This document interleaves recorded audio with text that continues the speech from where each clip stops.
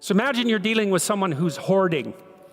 Now, people who are hoarding are often older or neurologically damaged, or they have obsessive compulsive disorder. But then you walk into their house and there's like 10,000 things in their house.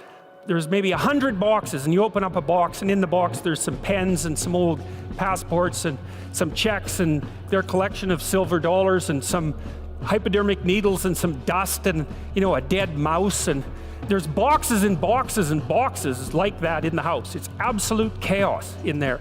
Absolute chaos, not order, chaos. And then you think, is that their house or is that their being? Is that their mind? And the answer is, there's no difference. There's no difference. So, I could say, well, if you want to organize your psyche, you could start by organizing your room. If that would be easier, because maybe you're a more concrete person and you need something concrete to do. So you go clean up under your bed and you make your bed and you organize the papers on your desk, and you think, well, just exactly what are you organizing? Are you organizing the objective world, or are you organizing your field of being, like your field of total experience? And Jung believed that, and I think there's a Buddhist doctrine that's sort of nested in there, that at the highest level of psychological integration, there's no difference between you and what you experience.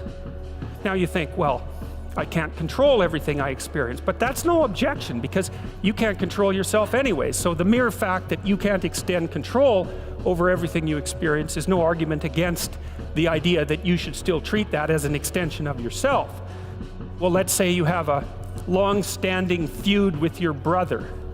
Well, is that a psychological problem? Is that him? Is it a problem in the objective world, or is it a problem in your field of being? And it's very useful to think that way, because you might ask, what could you do to improve yourself? Well, let's step one step backwards. The first question might be, why should you even bother improving yourself? And I think the answer to that is something like, so you don't suffer any more stupidly than you have to. And maybe so others don't have to either. It's something like that. Like there's a real injunction at the bottom of it. It's not some casual self-help doctrine. It's that if you don't organize yourself properly, you'll pay for it, and in a big way, and so will the people around you.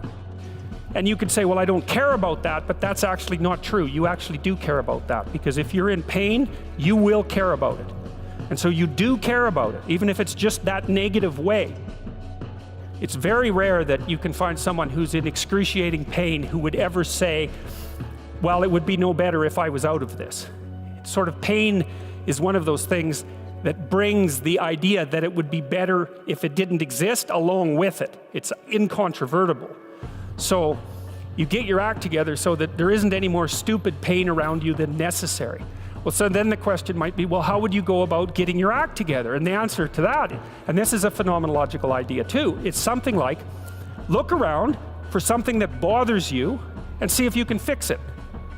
You can do this in a room. It's quite fun to do it just when you're sitting in a room, like a room, maybe your bedroom. You can sit there and just sort of meditate on it and think, okay, if I wanted to spend 10 minutes making this room better, what would I have to do? And you have to ask yourself that, right? It's not a command, it's like a genuine question. And things will pop out in the room that there's a stack of papers over there that's kind of bugging you, and you know that maybe little order there would be a good thing, and there's some rubbish behind your computer monitor that you haven't attended to for like 6 months, and the room would be slightly better if it was a little less dusty and the cables weren't all tangled up the same way. And if you allow yourself just to consider the expanse in which you exist at that moment, there'll be all sorts of things that'll pop out in it that you could just fix. And I might say, well, if you were coming to see me for psychotherapy, this easiest thing for us to do first would just be to get you to organize your room. You think, well, is that psychotherapy? And the answer is, well, it depends on how you conceive the limits of your being. And I would say, start where you can start. If something announces itself to you, which is a strange way of thinking about it, as in need of repair, that you could repair, then, hey, fix it. You fix 100 things like that, your life will be a lot different. I often tell people too, fix the things you repeat every day, because people tend to think of those as trivial, right?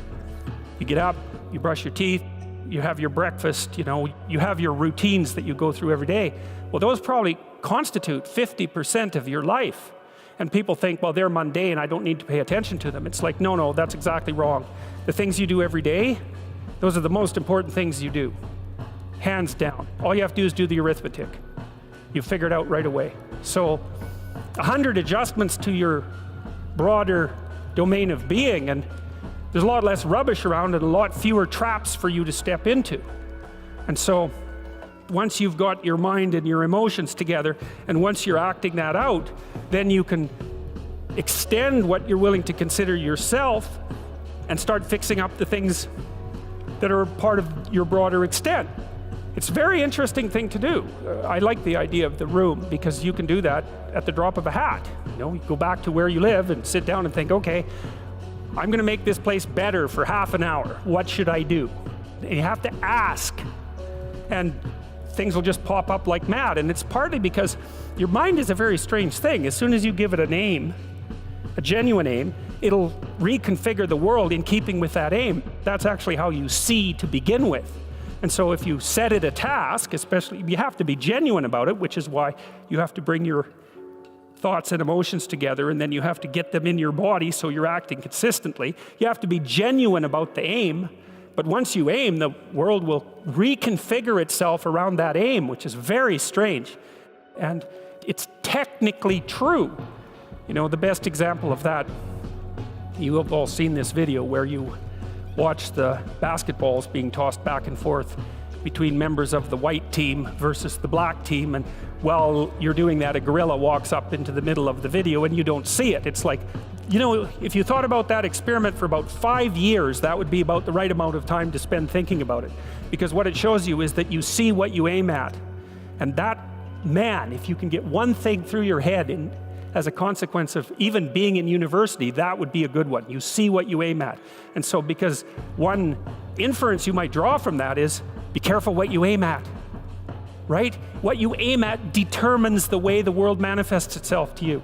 And so if the world is manifesting itself in a very negative way, one thing to ask is, are you aiming at the right thing? Now, I'm not trying to reduce everybody's problems to an improper aim. People get cut off at the knees for all sorts of reasons. They get sick, they have accidents. There's a random element to being, that's for sure. And so you don't want to take anything, even that particular phrase, too far. You want to bind it with the fact that random things do happen to people, but it's still a great thing to ask.